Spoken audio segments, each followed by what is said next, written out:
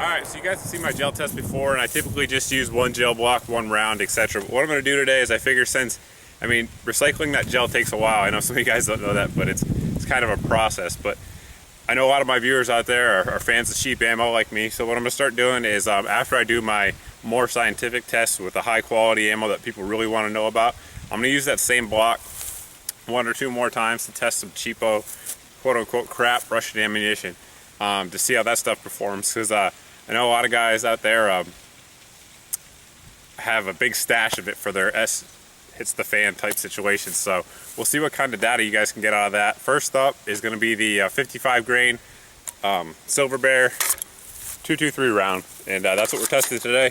We're going to test it at a gel block. Like I said, you're going to see that block has already been used. I got it. It's an unscientific test, but we're going to see what it can do. Here's a close look at the bullet we're testing out today. It is the 55 grain Silver Bear round, as I mentioned earlier. For those of you guys that don't know what that bimetal means right there on the case, what it means is there's a soft steel bullet underneath there, and it is copper wash jacket. So basically there's a thin layer of copper bonded to the outside of that bullet, but that's what the bimetal part means there. As you can see, the Silver Bear cases are zinc plated to help with good feeding and extraction. And we'll get into the gel test now and see how it performs.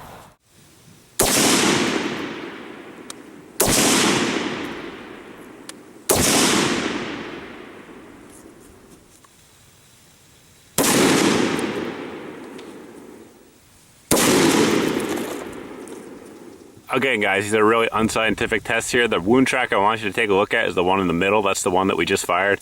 That Silver Bear you can see there. As we move along the gel block, when we get right here, right at about the 4.5 inch mark, that bullet starts to tumble. Tumbles pretty wide. We'll try to get a side view of that as well. Keeps moving along there until right about the 10 mark, and it starts tumbling again, just tearing that flesh.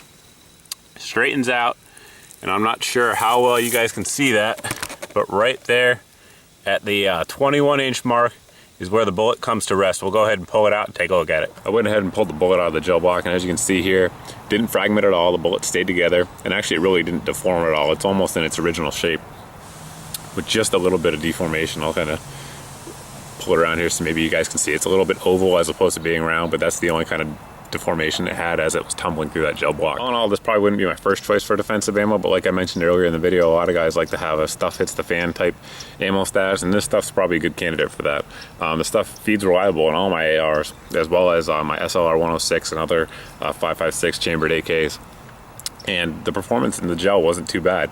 I mean, it tumbled. It didn't fragment like you'd like it to, but it did tumble nicely.